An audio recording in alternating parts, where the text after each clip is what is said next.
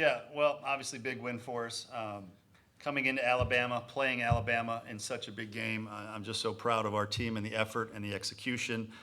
It all starts with the guy to my right, 5 2/3, no earned runs on that stage. Can't say enough about him and how proud I am of him, the competitor he is. We felt when we started him in that, what was it, the fourth inning, hey, if he can give us 2 or 3, that'll be tremendous, and he finished the game. So the great thing about postseason sometimes is guys start to create moments that they'll remember for the rest of their life. This is our first one in this postseason. I hope we have a lot more because, again, I think this team is very capable. All right, questions first for the players. Front row, right. Jack Felcher, Gamecock Central. Chris, great outing today. Alabama was just in here a few minutes ago, and their players were talking about they knew the changeup was coming, but they really weren't able to hit it. When you're throwing that pitch, just what works for you so well when you are throwing that changeup? Yeah, for sure. I bet they did say that because I figured out they were sitting on it the way they were like weight shifting in the box, and you just kind of mix it up. That's why I like slide step fastball a couple times, and then just hang my leg and like wait a little bit and throw. But getting ahead with the heater, and like that was surprising for sure. Front row on the left. Alan Cole, GamecockScoop.com. Dalton, you got ahead in the count on that grand slam. Were you sitting on anything there, and did you know you got it as soon as you hit it? I just missed a slider in my last AB, so I figured they were probably going to attack me with fastballs, and so I was more or less sitting fastball and then adjusting from there. And I was able to see the curveball enough early and to be able to sit back a little bit and keep enough back to be able to put a good swing on it, and I was pretty confident I got it. Right in the front center. Yeah, Mark Etheridge, D1 Baseball. Dalton, I saw you kind of snicker when they talked about the Alabama guys struggling with the changeup. Yeah, you've obviously faced him in practice. What's that like? I can't hit it. It's kind of impossible to hit. I don't think I've ever got a hit off Chris Beach. I mean, even back in the PC.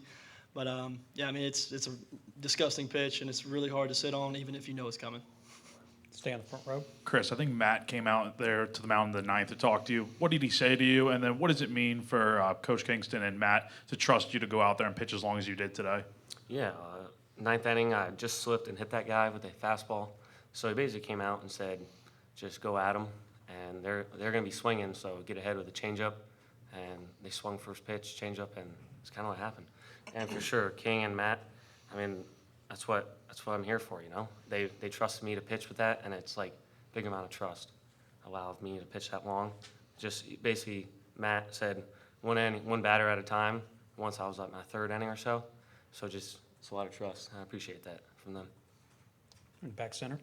Jack DeLong with 11.7. For both of you guys, you mentioned it briefly, but having the opportunity to play together at PC and now on this stage in the SEC tournament, what's it mean to both of you for you two to be sitting next to each other today? Yeah, my sophomore year, his junior year, I think, and we were at PC, and it's where it started, and grinding there every day, and then making our way to the big stage, I would say, and just moving up to top competition. That's what you want to do, and just getting after it, really. Yeah, I think he was just as crazy at PC, if not more. But he's a hard worker. He's a good teammate. He's one of the best guys in the dugout. He's always, picking everybody up and really getting the energy up. And to be able to play at PC together and then play here in biggest stage in college baseball, it's something really special. So. Third row on the right. Jordan Gay with the State. Dalton, you guys got down early there, and you come up and just blast that home run to give you guys a lead. Was that partially relief, or was it just complete joy of when you rounded the bases? It was a lot of joy.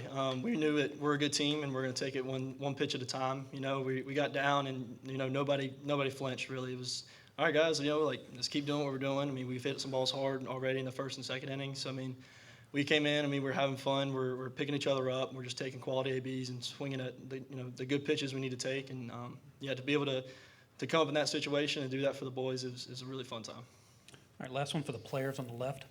Chris, that's a career high in pitches for you at South Carolina. How do you feel physically? And I know it's not your call, but when do you feel like you'd be able to go again if it was later in the week? Wednesday. I feel pretty good. 64, I believe, was thrown, or 67. Sorry. I feel good. I got with Matt mechanically past month, and it's kind of helped me with my arm health and everything. I just feel fine. A little sore in the bicep, but probably feel it a little bit more tomorrow. Coach, you had talked about, kind of the opportunities for these players to, make memories in the postseason, today and beyond. For y'all coming into this tournament, the way you closed the regular season, did you feel like your guys were able to kind of flush it and almost view this as, the start of a new season and a new chance to, kind of make your stamp? Yeah. Part of my speech to the team this morning was I keep getting asked that question. How are they going to recover from a tough couple of weeks? And with all due respect, I told our team, people that are asking us those questions don't really know what you guys are made of, don't know what's going on inside this building, don't know the investment you have all made to support each other for the last 10 months, starting on the first day of class.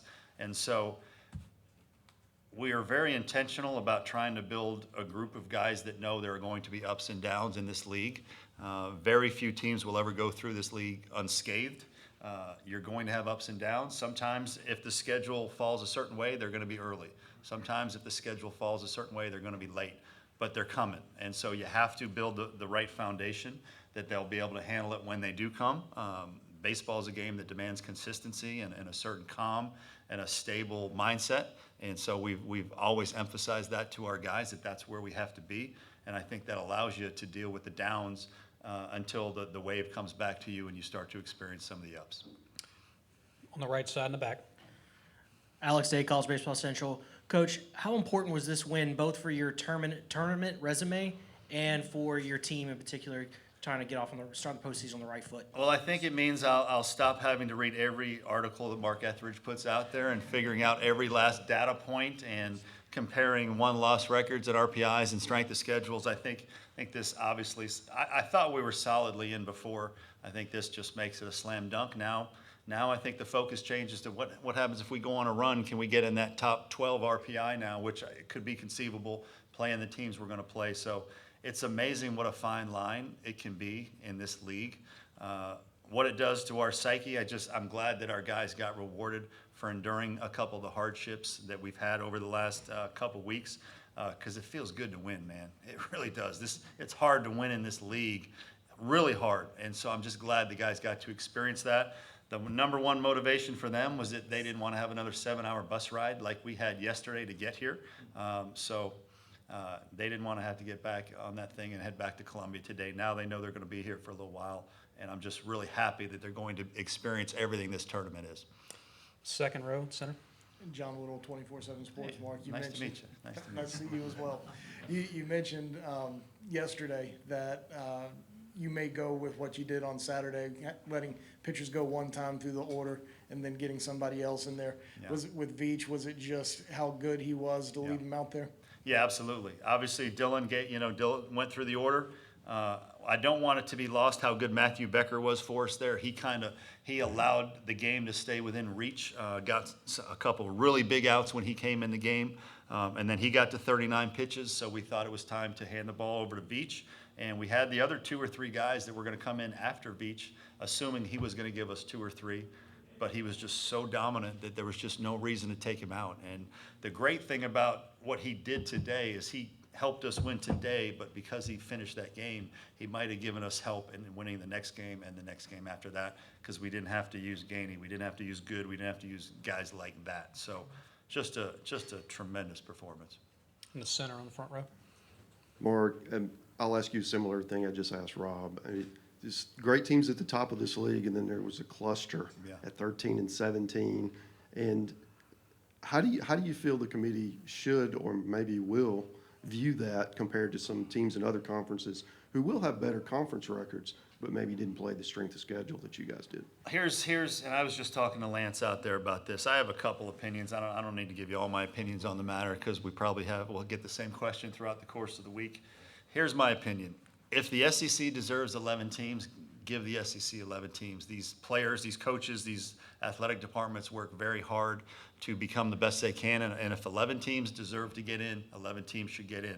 Because I guarantee if there's a year where the SEC has a down year and only 8 or 9 teams deserve to get in, 8 or 9 teams will get in. So I think you have to look at it both ways. If it's a down year, they get less. If it's an unbelievable good year, which I would label this, then they deserve more than last year's record of 10 or whatever. I think the record as it stands is 10. If we deserve 11, give us 11. If we deserve 10, give us 10. That's my opinion on the matter. We have time for 2 more front right. Jack Velcher, Gamecock Central. Mark, obviously over the weekend in Knoxville, it was kind of tough to score runs against that Tennessee pitching staff. Today you go out and score 10 runs, and it seems like a lot of the lineup was really clicking today, especially the middle of the order. With the bats, what did you see in the approach today against Alabama? What was kind of the approach going into the game, and how do you feel like it was executed? I'm going to give you an old quote that Tim McCarver used to use. Tennessee's really good. I mean, across the board, Tennessee's really good.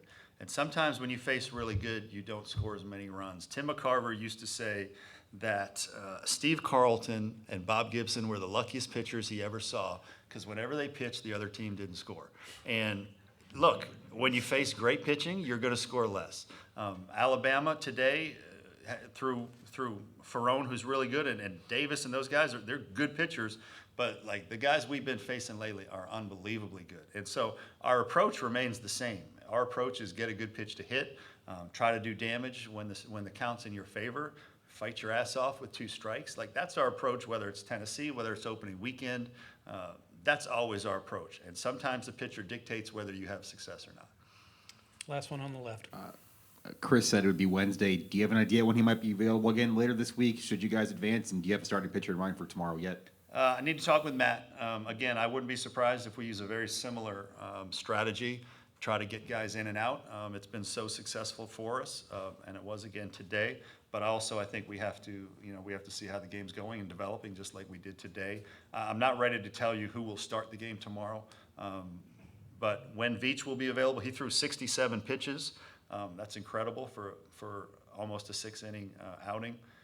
We'll see. Just have to see how he feels, have to see what the game needs, and we'll kind of go from there. But again, we want to make sure that he can give us that kind of outing again in the NCAA tournament.